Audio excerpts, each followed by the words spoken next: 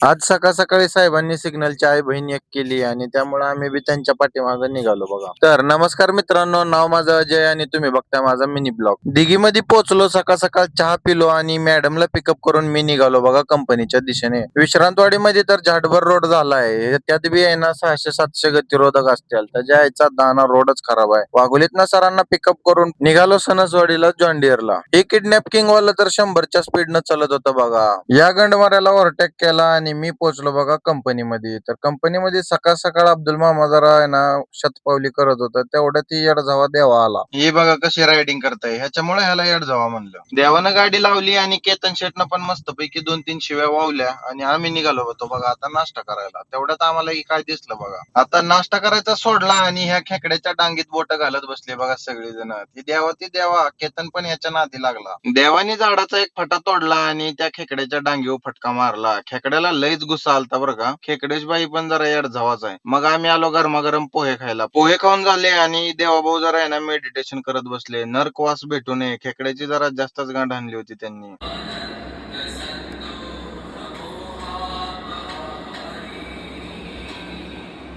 आजचा व्हिडिओ कसा वाटला नक्की सांगा आणि भेटूया आपण आता पुढच्या व्हिडिओमध्ये. तोपर्यंत डांग मस्ती जारी रहेगी.